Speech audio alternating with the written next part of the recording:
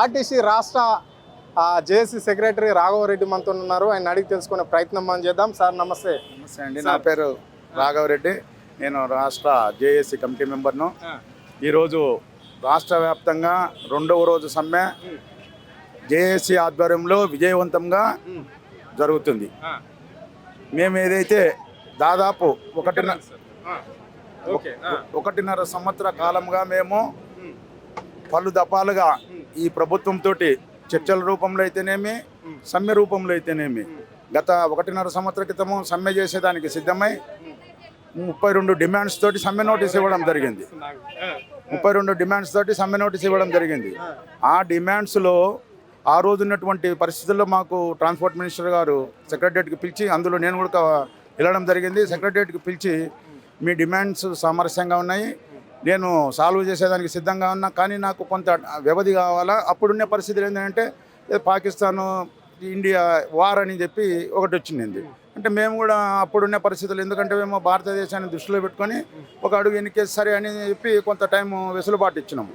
వెసులుబాటు ఇచ్చిన తర్వాత కూడా మళ్ళీ ఒక 1 year తర్వాత మళ్ళీ ఒక సమ్మె నోటీస్ ఇచ్చినాము. సమ్మె అంటే ప్రభుత్వానికి చెప్తున్నాము, సమ్మె నోటీసు ఇవ్వక ముందు మేము చలో సెక్రటరియట్ ప్రోగ్రాం పెట్టుకొని దాదాపు 20,000 మందితోటి, అంటే ప్రభుత్వానికి ఒక హెచ్చరిక లాంటిది పంపినాము. 20,000 మందితోటి మేము ఇందిరా పార్క్ దగ్గర సెక్రటరియట్ చలో ముట్టడికి పోతే, అప్పుడు దాని తర్వాత మళ్ళీ చలనం లేకపోతేనే మేము మళ్ళీ 45 రోజులకు సమ్మె నోటీస్ ఇవ్వడం జరిగింది. అవును సార్, ఇప్పుడు గతంలో మీరు కేసీఆర్ గవర్నమెంట్లో 56 రోజులు సమ్మె చేశారు. మరి ఈ 2 రోజులకి మీ మంత్రి పొన్నం ప్రభాకర్ ఇక్కడ బీఆర్ఎస్ నాయకులు ఎంటుండి చేయిస్తున్నారు, ఇక్కడ సమ్మె కార్మికులకు అవసరమే లేదు అని చెప్పేసి కూడా ఆయన అంటున్నాడు. మరి ఈ వాక్యాలను మీరు ఎట్లా చూస్తారు మీ మంత్రి పొన్నం ప్రభాకర్? మాకు బీఆర్ఎస్ వాళ్ళు వెనకలేరు, ఎవ్వరు వెనకలేరు. మాకు వెనకలుండేది మా యొక్క కార్మికులు మాత్రమే అనుకుంటున్నారు. ఎందుకంటే మమ్మల్ని బలవంతంగా సమ్మెలోకి నెట్టింది బీఆర్ఎస్ వాళ్ళు, ఇంకొకరు కాదు. ఖచ్చితంగా ట్రాన్స్పోర్ట్ మంత్రి ఏమైనా చేసుకోవచ్చు. ఎందుకంటే ఏమో మంత్రి ఆయన 100 అంటాడు, ఇప్పుడు కూడా అంటున్నాడు మా డోర్లు తెరిచే ఉండయని చెప్పని. మీరు మీ డోర్లు తెరిచినప్పుడు 32 డిమాండ్లలో 3 డిమాండ్లు కాకుండా 29 డిమాండ్లు సాల్వ్ చేస్తామంటున్నారు. 29 మమ్మల్ని పిలవండి, 29 డిమాండ్లు సాల్వ్ చేయండి, మేము ఈ రోజే స్ట్రైక్ నుండి కాల్ ఆఫ్ అవుతాం. రైట్, 29 డిమాండ్లు ఏమున్నాయి, మరి 3 డిమాండ్లు చేయకపోవడానికి కారణం ఏంటి? ఆ 3 డిమాండ్స్ ఏమయ్యి? ఆ 3 డిమాండ్లలో ఒకటి ప్రభుత్వ విలీనము, ఇంకొకటి వచ్చేసి యూనియన్లు, ఇంకొక డిమాండ్ అనేది మాకు తెలియదు. ఆయన ఎలక్ట్రికల్ బస్సులు అనేది కూడా చెప్పడం లేదు. మేము ఎలక్ట్రికల్ బస్సులను ఈరోజు ఎక్కడ మేము వద్దని చెప్పడం లేదు, ప్రభుత్వమే పర్చేజ్ చేయమని చెప్తున్నాము. ప్రభుత్వం కొనండి, మీరు ప్రభుత్వం కొని నడపమని చెప్తున్నాము. ఎలక్ట్రికల్ బస్సులు తెచ్చి ఈరోజు ఉన్న పరిస్థితులలో మొత్తం దాదాపు ఈ సిటీలో ఈ సంవత్సరం లాస్ట్ కల్లా మొత్తం ఎలక్ట్రికల్ బస్సులు అంటున్నారు. మరి ఎలక్ట్రికల్ బస్సులతో పొల్యూషన్ వస్తుంది, మేము కూడా కాదనడంలో. ఎలక్ట్రికల్ బస్సులు వచ్చిన తర్వాత పొల్యూషన్ తగ్గుతుంది అంటున్నాడు. మరి మిగతా వెహికల్స్ అయితే దాదాపు ఒక 35 లక్షల వెహికల్స్ తిరుగుతున్నాయి, మరి దాంతో పొల్యూషన్ రాదా? ఒక ఆర్టీసీలో ఎలక్ట్రికల్ బస్సులతో పొల్యూషన్ వస్తుందా? మరి ఇక్కడ ఉన్నటువంటి కార్మికులు ఎక్కడ పోవాలా? మెకానికల్ అయితేనేమి, డ్రైవర్లు అయితేనేమి దాదాపు 90% ఇక్కడ సెటిల్ అయి ఉంటారు, పిల్లలను పెట్టుకొని ఇల్లు కట్టుకొని. వాళ్ళు ఎక్కడికి పోవాలి? రాఘవరెడ్డి గారు, ఇక్కడ గెజిట్ ఏమో గత ప్రభుత్వం చేసింది, ఇక్కడ అధికారంలోకి రాగానే ఆర్టీసీ ఎంప్లాయీగా చేస్తాము అని చెప్పేసి కూడా రేవంత్ రెడ్డి సర్కార్ అధికారంలోకి వస్తే చేస్తామన్నారు. ఇప్పటికి దాదాపుగా 2.5 సంవత్సరాలు అయిపోయింది. మరి ఎంతవరకు ఇది ఇంప్లిమెంట్ జరిగింది? ఎందుకు మళ్ళీ ఆర్టీసీ వాళ్ళు ఎందుకు రోడ్డు మీదకి వస్తున్నారు? వచ్చినా ఎందుకు ఈ ప్రభుత్వము 24 గంటలు గడిచిపోయిన మేము ఎందుకు పట్టించుకోవడం లేదు? మేము అడిగేది కూడా కాదే, మీరైతే ఏదైతే మేనిఫెస్టోలో పెట్టినారు. ఎందుకంటే మేనిఫెస్టో అనేది ఏ పార్టీకైనా కానీ ఒక భగవద్గీత, ఖురాన్, బైబిల్ ఉంటుంది. మీరు మేనిఫెస్టోలో పెట్టిన డిమాండ్స్ ఇంప్లిమెంట్ చేయమంటున్నాం. మేము కొత్తది ఎక్కడ కూడా మేము గొంతెమ్మ కోరికలు కోరడంలే. ఇప్పటికైనా కానీ మీరు ఏదైతే మాకు హామీలు ఇచ్చి, మాకు హామీలు కాదు, మీరు మేనిఫెస్టోలో పెట్టిన డిమాండ్స్ను ఇంప్లిమెంట్ చేయమంటున్నాం. గత ప్రభుత్వం ఏదైతే మొత్తం గవర్నర్ దగ్గర ఆమోద ముద్ర వేసిందో ప్రభుత్వంలో విలీనం చేయాలని, దాని ఖాళీ డేట్ ఆఫ్ అపాయింట్మెంట్ డేట్ ఇవ్వమని చెప్తున్నాము. ఇంకో విషయం ఇట్లా ఉంటే, మహాలక్ష్మి పథకం ఏమో ప్రభుత్వం పెట్టినాక కండక్టర్లను వేధింపుడు ఏంటి? మరి ఇక్కడ అధికారులు కావాలని చెప్పేసి వాళ్ళని టార్గెట్ ఇచ్చి ఇంత డబ్బులు తీసుకురావాలి మహాలక్ష్మి పథకం కాకుండా అని చెప్పేసి, ఆ టికెట్లు కాకుండా అధికారులు వేధిస్తుంటే మీలాంటి నాయకులు ఎందుకు పట్టించుకోవడం లేదు? ఇప్పుడు అనేకంగా మా దగ్గర చాలామంది మా దృష్టికి వచ్చారు, మహిళా కండక్టర్లను ఎక్కువగా అధికారులు వేధిస్తున్నారట. మరి దీనిపైన మీ స్పందన ఏంటి ఒక యూనియన్ నాయకుడిగా? వాస్తవంగా ఈ ఏదైతే మహాలక్ష్మి పథకం వచ్చిన తర్వాత ఒక మహిళా కండక్టర్లకే కాదు జెంట్స్ కూడా విపరీతమైన వర్క్ లోడ్ పెరిగిపోయింది. 100 మంది ఎక్కుతున్నారు. 100 మంది ఎక్కిన తర్వాత కూడా వాళ్ళకు ఒక టార్గెట్ పెడుతున్నారు. టార్గెట్ పెట్టి ఈ టార్గెట్ను ఖచ్చితంగా అచీవ్ కావాలంటున్నారు. ఇంకా కొందరు యూనిట్ ఆఫీసర్లు అయితే రాక్షసుల లెక్కన బిహేవ్ చేస్తున్నారు. వాళ్ళని కలవంది క్యాష్ తీసుకోవడం లేదు.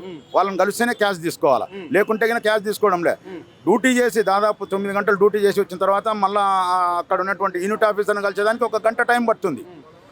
ఎందుకంటే మేము అడిగేదానికి ఇప్పుడు యూనియన్లు లేవు. మేము అందుకే ప్రధానంగా మేమేం అడుగుతున్నాము, మాకు యూనియన్లు ఇవ్వండి అని చెప్తున్నాం. పైసా ఖర్చు లేనిది అది, ఒక్క పైసా ఖర్చు లేకుండా ఉండేదానికి యూనియన్లు ఇవ్వమని మేము అడుగుతున్నాం. తెలంగాణ రాష్ట్ర వ్యాప్తంగా 33 జిల్లాలలో సంపూర్ణంగా ఆర్టీసీ బంద్ ఉన్నది. అంటే అన్ని డిపోలలో బంద్ చేశారు.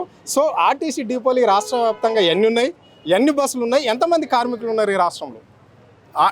రాష్ట్ర వ్యాప్తంగా ఎక్కడ కూడా అంటే ఆర్టీసీకి సంబంధించిన బస్సులు ఎక్కడ కూడా తిరగడం లేదు ఈ రోజు మాత్రం. ఎందుకంటే ఏ ఒక్కటి కూడా బస్సు తీయడం లేదు. ఆర్టీసీ వర్కర్ మాత్రం. ఇంకొకటి, ఈ రోజు నాయకత్వం లేని సమ్మె జరుగుతుంది రాష్ట్ర వ్యాప్తంగా. నాయకులు ఎందుకంటే యూనియన్లు లేరని అన్నారు. నిన్నటి వరకు యూనియన్లు లేరన్నారు. మళ్ళీ 13 సంఘాలతోటి యూనియన్లతో చర్చలకు పిలిచినారు. అందులో భాగంగా నేను కూడా సెక్రటరీకి పోవడం జరిగింది. మరి 13 సంఘాలు యూనియన్లు లేనప్పుడు 13 సంఘాలను పిలవాల్సిన అవసరం ఏమొచ్చింది?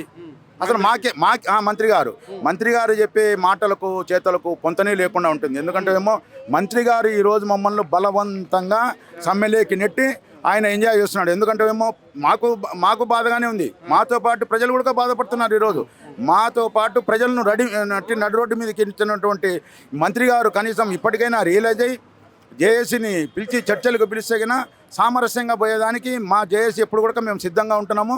మీరు చెప్పిన డిమాండ్లు, మేము పెట్టిన డిమాండ్లు కాదు, మీరు పెట్టిన మేనిఫెస్టోలో మీరు ఇంప్లిమెంట్ చేయమని మేము మీ ద్వారా కోరుకుంటున్నాం. చివరిగా చెప్పండి, ఇప్పుడు ప్రభుత్వం దిగచ్చి ఈరోజు నిన్నటికి అయిపోయింది, నిన్నటి రోజు ఈరోజు ఎవరినన్నా మీలాంటి నాయకులను జేఏసీకి సంబంధించిన వాళ్ళని కావచ్చు, మాజీ యూనియన్ నాయకులను పిలిచి చర్చిస్తే ఈ సమస్యలు పరిష్కరిస్తామంటే సమ్మెను వదిలే ప్రసక్తి ఉందా? ఇక్కడ కార్మికులకు కనిపిస్తుందా?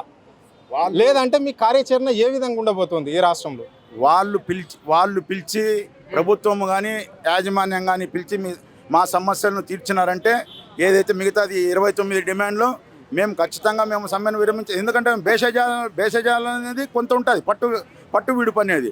ఆ 3 డిమాండ్లు తర్వాత పరిశీలించుతాము, తర్వాత చేద్దామని అంటే కన్నా మేము ఒక రకంగా, ఎందుకంటే కొంతవరకు వెసులుబాటు ఇస్తాము. ఆ 3 డిమాండ్లు కాకుండా మిగతాటి వాస్తవంగా ఒప్పుకునే ప్రసక్తే లేదు. ఈరోజు నిజంగా చెప్తున్నాం, గత బీఆర్ఎస్ గవర్నమెంట్లో 55 రోజులు సమ్మె చేసినాము.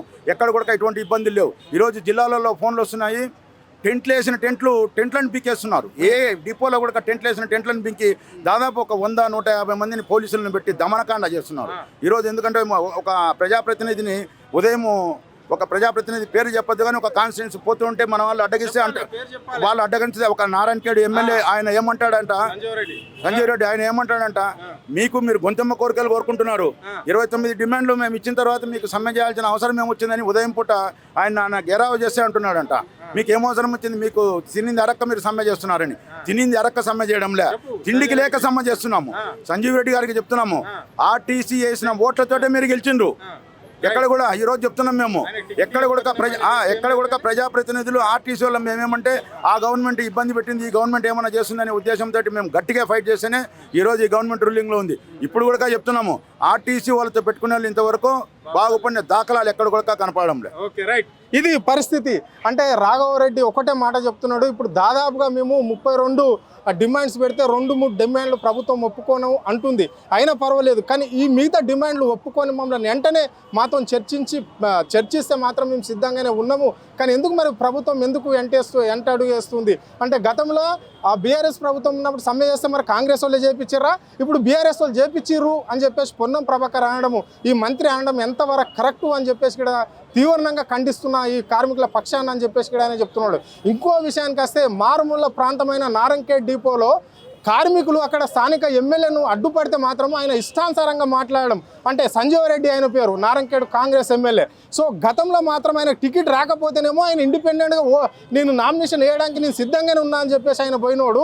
మరి కార్మికుల హక్కుల గురించి కార్మికులు అడుగుతుంటే తిండి అడగకుండా రోడ్ల పైన కస్తారా? మీరు ఇచ్చిన డిమాండ్ మీరు తీసుకోకుండా మా ప్రభుత్వాన్ని సవాల్ చేస్తారా అని చెప్పేసి అనడానికి సిగ్గుండాలి నీకు సంజీవరెడ్డి అని చెప్పేసి కూడా కార్మికులు అంటున్నారు. సో ఇప్పుడు రాఘవరెడ్డి అదే చెప్పిండు, సిగ్గుండాలి నీకు అని చెప్తున్నాడు. నీకు టికెట్ రాకపోతేనేమో నువ్వు ఇండిపెండెంట్గా పోటీ చేయడానికి నువ్వు సిద్ధంగా అవుతావు. కానీ ఇప్పుడు కార్మికులు వాళ్ళ హక్కులను అడగడానికి ప్రభుత్వం కూడా హక్కు లేదని చెప్పడానికి నువ్వు కార్మికులు వేస్తే అక్కడ నారంకేళ్ళలో ఉన్న కార్మికులు వేస్తే నువ్వు గెలిచినోడివి, నువ్వు కార్మికుల పక్షాన ఉండి మాట్లాడాలి. కానీ కార్మికులను కించపరిస్తే అడుగున నిన్ను అడ్డుకుంటాం. ఈ రాష్ట్రంలో ఎక్కడ కూడా నువ్వు నారంకేడ్కెళ్ళి రావాలంటే 3-4 కాన్స్టిట్యున్సీలు దిగి 3-4 డిపోలు దాటి రావాలి. కానీ కార్మికులతో పెట్టుకుంటే ఎట్లుంటుందని చెప్పేసి రాఘవరెడ్డిని నీకు సూటిగా ప్రశ్నించుడు. దానికి సమాధానం చెప్పాలి సంజీవరెడ్డి.